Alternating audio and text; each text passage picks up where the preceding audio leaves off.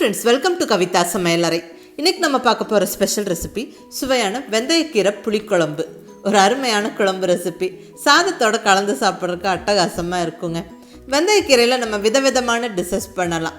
அதுவும் பர்டிகுலர்லி இந்த புளிக்குழம்பை செய்யும்போது ரொம்ப நல்லா இருக்குங்க.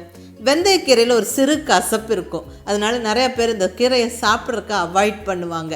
பட் இப்படி புளிக்குழம்பாக செஞ்சு கொடுங்க, ரொம்ப நல்லாயிருக்கும் டேஸ்ட்டு. கண்டிப்பாக எல்லாருமே விரும்பி சாப்பிடுவாங்க. வெந்தயக்கீரையில் நிறைய சத்துக்கள் இருக்குது, நிறைய மருத்துவ குணங்கள் இருக்குது. வெந்தயக்கீரையில் அயன் சத்து ஜாஸ்தி, மைக்ரோ நியூட்ரியன்ஸ் அதிகம். ஸோ அடிக்கடி நம்ம உணவில் எடுத்துக்கிறது ரொம்ப ரொம்ப நல்லதுங்க. நம்ம ஸ்கின்னுக்கு ஹேர்க்கெல்லாம் வெந்தயக்கீரையெல்லாம் ரொம்ப நல்லது.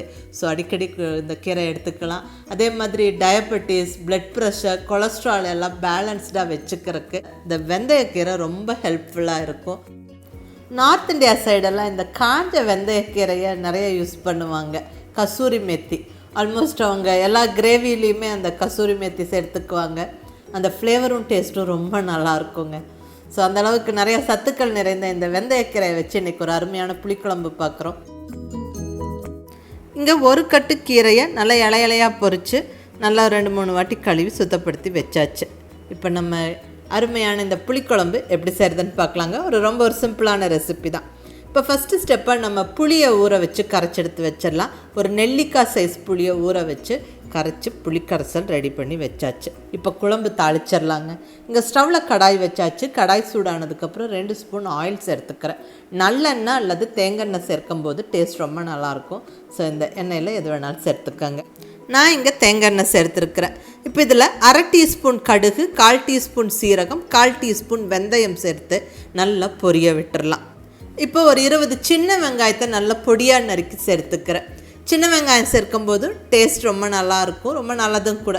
சப்போஸ் சின்ன வெங்காயம் இல்லைன்னா ஒன்றும் பிரச்சனை இல்லை, பெரிய வெங்காயம் சேர்த்துக்கலாம். இது கூட நல்லா பொடியாக நறுக்குன்னு பூண்டு, ஒரு 10 பல் பூண்டு பொடியாக நறுக்கி சேர்த்தாச்சு.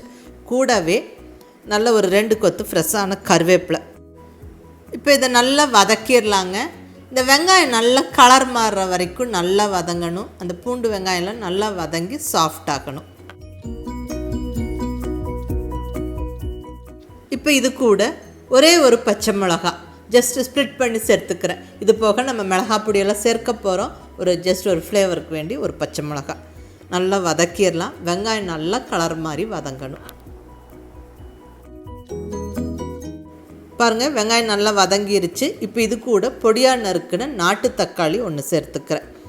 இதை நல்லா வதக்கிடலாம். தக்காளி நல்லா சாஃப்டாகிற வரைக்கும் வதங்கணும். தக்காளி சீக்கிரமாக வதங்கி சாஃப்டாகிறதுக்கு நம்ம உப்பு, மஞ்சள் பொடி சேர்த்துடலாங்க. இங்கே 1 ஸ்பூன் உப்பு சேர்த்துக்கிறேன். கூடவே கொஞ்சமாக மஞ்சள் பொடியும் சேர்த்து விட்டுறேன். நல்லா கலந்து விட்டுடலாங்க.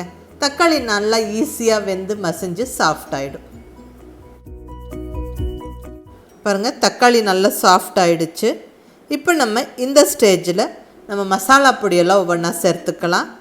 நல்ல 2 டீஸ்பூன் காரமான மிளகாய் பொடி, ஒரு ஃபுல் டேபிள் ஸ்பூன் மல்லிப்பொடி. இந்த மல்லித்தூளில் நம்ம மல்லியோட சீரகம், மிளகு எல்லாம் வறுத்து பொடிச்சிருக்கிறோம். ஸோ அதை நான் சேர்க்கிறேன். சப்போஸ் நீங்கள் வெறும் மல்லித்தூள் சேர்க்குறீங்கன்னா ஒரு 1/2 டீஸ்பூன் சீரகப்பொடி மிஸ் பண்ணாமல் சேர்த்துக்கங்க. அப்போ தான் டேஸ்ட் நல்லாயிருக்கும்.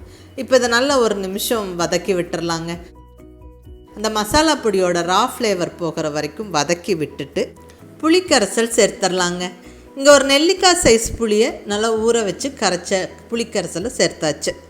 இது நல்லா கலந்து விட்டுறலாம். இப்போ தேவையான அளவு தண்ணி சேர்த்துக்கலாங்க. நம்மளுக்கு குழம்பு எந்த அளவுக்கு வேணுமோ அதுக்கு தகுந்த மாதிரி தண்ணி விட்டுக்காங்க. இப்போ நல்லா கலந்து விட்டுட்டு இப்போ நம்ம குழம்புக்கு தேவையான உப்பு சேர்த்து விட்டுறலாம். நம்ம ஏற்கனவே தக்காளி வதக்கும் போது உப்பு சேர்த்துருக்குறோம். ஸோ அதை ஞாபகம் வச்சுட்டு சேர்த்துக்கங்க. உப்பு சேர்த்து நல்லா கலந்து விட்டுட்டு நம்ம ஒரு லிட்டை வச்சு க்ளோஸ் பண்ணி நல்ல ஒரு 4-5 நிமிஷத்துக்கு கொதிக்க விடுவோம். ஒரு 4-5 நிமிஷம் கழித்து ஓப்பன் பண்ணுறேன். பாருங்கள், நல்லா கொதிச்சிருச்சு. அந்த பச்சை வாசனை போய் குழம்பு வாசனை நல்லா கமகமன்னு வருது. இப்போ இந்த ஸ்டேஜில் நம்ம கழுவி ரெடியாக வச்சுருக்கிற வெந்தயக்கீரையை சேர்த்துடலாம். இங்கே 1 கட்டு வெந்தயக்கீரை சேர்த்துக்கிறேன். நல்லா கலந்து விட்டுறலாங்க. நல்லா ஒரு 3-4 நிமிஷம் கொதிச்சாவே போதும். கீரை நல்லா சுருங்கி வெந்துடும். பாருங்கள், கீரை நல்லா வெந்துருச்சு. நல்லா அந்த குழம்பு ரெடி ஆகிடுச்சு. இப்போ நான் இந்த ஸ்டேஜில் தேங்காய் பால் சேர்த்துக்கிறேன். இங்கே ஒரு 1/2 கப்பு தேங்காய் பால் சேர்த்துக்கிறேன். இது வந்து ஆப்ஷனல், நீங்கள் வேணும்னா தேங்காய் சேர்த்துக்கலாம், இல்லைன்னா ஸ்கிப் பண்ணிக்கலாம். தேங்காய் சேர்த்து செய்யும்போது புளிக்குழம்பு நல்லா ஒரு பேலன்ஸ்டு டேஸ்ட்டோடு நல்லாயிருக்கும். தேங்காய் சேர்க்காமல் செஞ்சால் கொஞ்சம் காரசாரமாக அதுவும் ஒரு விதமாக நல்லாயிருக்கும். ஸோ உங்கள் விருப்பம், வேணுன்னா சேர்த்துக்கங்க, இல்லைன்னா ஸ்கிப் பண்ணிவிடுங்க. நல்லா ஒரு நிமிஷம் கொதிக்க விட்டு நல்லா இப்படி எண்ணெய் எல்லாம் பிரிஞ்ச எண்ணெய் நல்லா கமன்னு வாசம் வருதுங்க. அவ்வளோதாங்க, சுவையான வெந்தயக்கீரை புளிக்குழம்பு ஜம்முன்னு ரெடி ஆயிருச்சு. ஒரு அருமையான சிம்பிளான ரெசிபி இது. கண்டிப்பாக ரொம்ப ஹெல்த்தியான டிஷ் இது. மிஸ் பண்ணாமல் ட்ரை பண்ணுங்கள். இந்த வெந்தயக்கீரை புளிக்குழம்பு ரெசிப்பியை ஷேர் பண்ண சொல்லி கேட்டுக்கிட்ட ஃப்ரெண்டு வளர்மதிக்கும் இங்கே தேங்க் பண்ணிக்கிறேன்.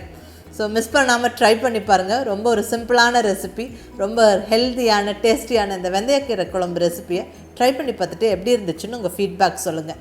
பிடிச்சிருந்தால் லைக் பண்ணி ஷேர் பண்ணி கமெண்ட் பண்ணுங்கள். கவிதா சமையலறை சப்ஸ்கிரைப் பண்ணி என்னுடைய மற்ற ரெசிபிஸும் வீடியோஸும் பாருங்கள்.